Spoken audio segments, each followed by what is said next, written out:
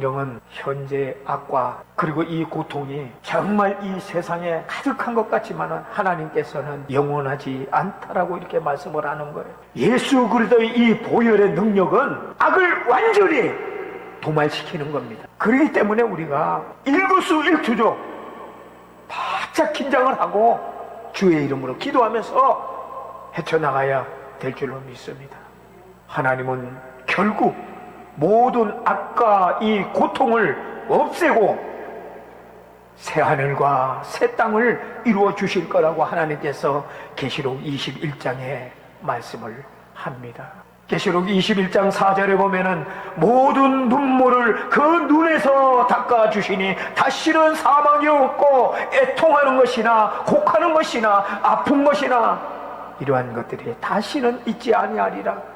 처음 것들이 다 지나갔습니다. 할렐루야. 이것을 요약하면은 하나님이 창조하신 이 세상에 악과 고통이 존재하는 이유는 인간의 자유의지와 타락 때문에, 그리고 하나님의 단절 때문에 이 악이 우리를 점령해 오는 거예요. 그래서 이 하나님의 궁극적인 목적은 우리에게 이 악을 완전히 도말하고 구원의 계획을 해결하게 될 것이라고 계시록에 말씀을 하고 있는 겁니다. 그러므로 저와 여러분이 정말 다른 건 못해도요, 기도하면서 끝까지 믿음을 지켜나가는 여러분 되시길 바랍니다. 어느 날 한 젊은이가 상담을 받으러 왔습니다. 그는 이렇게 말을 합니다. 목사님, 저는 아버지를 정말 존경합니다. 제 지갑에는 아버지 사진도 있고요, 어릴 적 아버지의 그 교훈의 말씀도 여전히 내 마음에 간직하고 있습니다. 그런데요, 이상하게 지금은 아버지와의 이 관계가 단절되고 대화마저도 끝나버렸고 전화도 잘 하지 않고 만난 지도 꽤 오래되었습니다. 제 마음속에 늘 아버지가 있지만은 실제로는 너무 멀어졌습니다. 그는 사실 아버지를 사랑한다고 말하지만은 정작 아버지와의 이 관계는 추억 속에서만 맴도는 것입니다. 그의 삶 속에서 아버지가 계시지 않다라는 거예요. 마찬가지입니다. 신앙은 우리 안에 남아있지만은 하나님과의 관계는 멀어진 상태. 이것은 오늘날 많은 성도들이 겪는 영적 불균형의 한 모습입니다. 영적 불균형은 많은 성도들에게 신앙생활에 불감증을 일으키고 있습니다.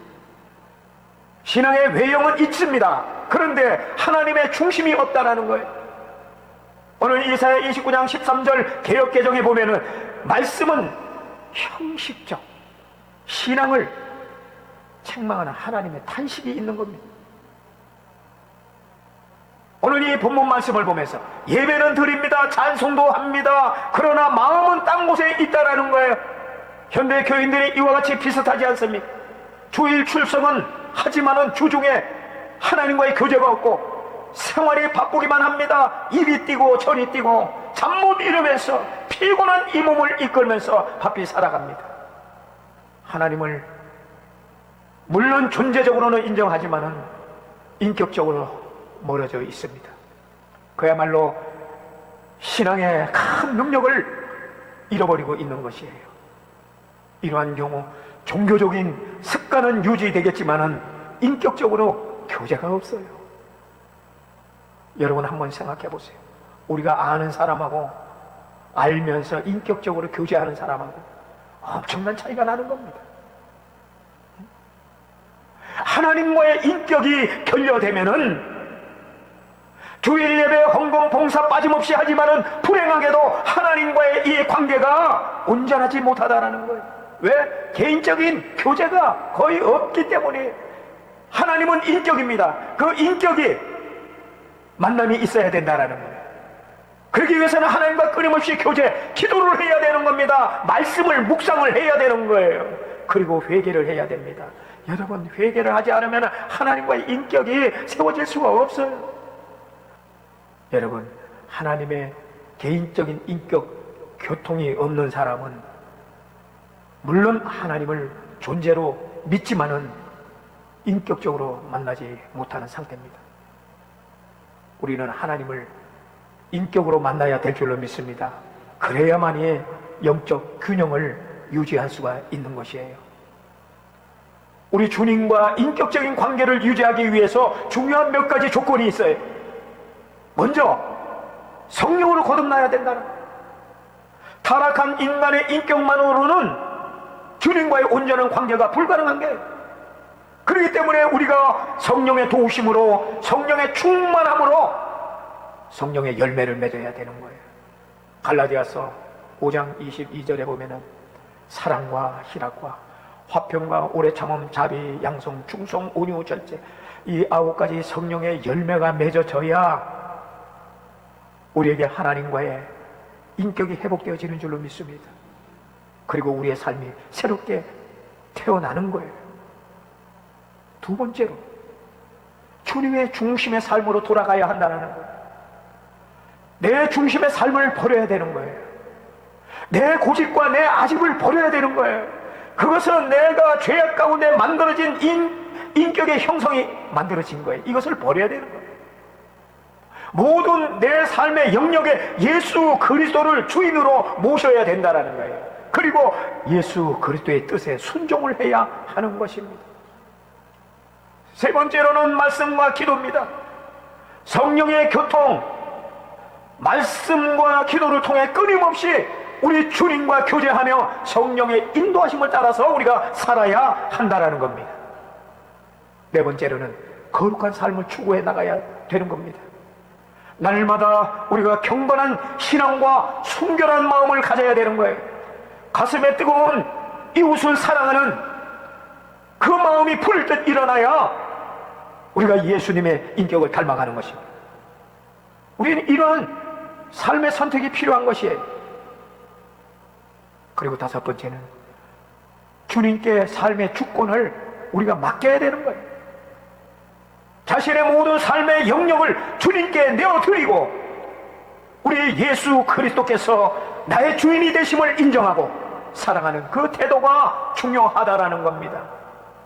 이러한 조건들을 실천할 때에 주님과 인격적인 관계가 유지되고 점차 그분을 닮아가는 성숙한 인격으로 변화될 수가 있습니다. 그러나 만약에 이러한 인격의 조건을 갖추지 못하면서 신앙생활을 하면은 바로 신앙의 불감증으로 이어집니다. 신앙이 의무화가 되고 마는 거예요. 사랑이 식어버리고 마는 거예요. 교회 내의 직분, 이 사역은 내가 열심히 감당하지만은 내가 하고 있는 이 사역이 내 자신의 의무가 되어버리고 마는 거예요. 더 이상 사역을 해도 헌신을 해도 기쁨이 없는 것이지. 예수님께서 말씀한 계시록 2장 4절, 에베소 교회를 향해서 첫사랑을 잃어버린 이 에베소 교회에게 첫사랑을 회복하라고 말씀을 하십니다. 하나님과의 인격이 파탄이 나면은 지식은 많지만은 순종이 없는 삶을 살아갈 수밖에 없어요. 신학적으로 학문적으로 지식이나 그리고 또 성경 암송은 뛰어나지만은 삶의 변화와 순종이 없다라는 거예요. 야고보서 1장 22절에 너희는 말씀을 행하는 자가 되고 듣기만 하여 자신을 속이는 자 되지 말라고 이렇게 말씀을 합니다. 여러분, 말씀은 좋은데 실제의 삶은 세상 방식 그대로 이것은 안 되잖아요. 은혜의 감격은 있지만은 과거의 회심, 체험은 분명하지만은 지금 죄에 대한 민감함이 사라졌습니다. 하나님과의 관계가 예전처럼 뜨겁지가 않은데 그것을 아무렇지도 않게 여긴다는 거예요. 삼손은 죄의 불감증으로 말미암아 하나님의 영이 그에게 분명히 떠났음에도 그는 여전히 착각에 빠져가지고 돌이킬 수 없는 불행의 결과를 가져왔다는 거예요. 여러분, 신앙의 불감증에 이르게 되면은 하나님은 그냥 응답해 주시는 분으로만 인식하게 되는 것입니다. 관계보다는 기능적 신앙으로 기도도 응답받기 위한 도구가 되어버리고 마는 거예요. 이러한 영적 불균형이 땅에 형식은 남아있으나 그 중심에 하나님이 없다라는 거예요. 다시 말씀드리면 신앙이 하나님과의 인격적인 관계가 아니라 종교 생활로 남아버리는 상태가 되는 것이 회개와 자기 점검이 필요한 것입니다. 여러분, 하나님과의 이 관계 회복의 출발점은 내 자신의 죄와 잘못을 진정으로 인정을 하고 회개해야 할 줄로 믿습니다. 내 삶의 방향과 태도를 항상 돌아보시길 바랍니다. 하나님과 멀어진 이유를 그리고 원인을 솔직하게 고백하고 결단이 필요한 것입니다. 그리고 이제 믿음의 결단을 해야 되는 것이지요. 예수 그리스도, 그분께서 내 삶을 온전히 맡기는 그것이 가장 근본적인 영적 결단인 것입니다. 로마서 12장 1절, 너희 몸을 하나님이 기뻐하시는 거룩한 산 제물로 드리라. 자신을 하나님께 드리는 태도가 중요한 것입니다. 하나님은 우리에게 이런 태도를 요구하십니다. 그리고 세상과의 단절, 마음의 변화, 이것은 이 세대의 가치관과 습관을 본받지 말고 주의 말씀과 기도를 통해 마음을 새롭게 하려는 결단이 필요합니다. 변화된 삶을 위해서 이 시간에 과감히 내려놓아야 할 것이 무엇이 있는가? 여러분, 기도해서 그것을 분별해야 하는 겁니다. 그리고 분별이 되었다면 반드시 실천을 해야 되는 것이지요. 이 실천을 위해서는 절대적으로 성령의 도심을 구해야 되는 거예요. 내 의지대로 그것을 실천하려고 하면 되지가 않습니다. 보혜사 성령으로 우리가 도움을 구해야 되는 줄로 믿습니다. 내 힘으로 아무리 큰 소리 쳐도 진정한 변화는 어렵습니다.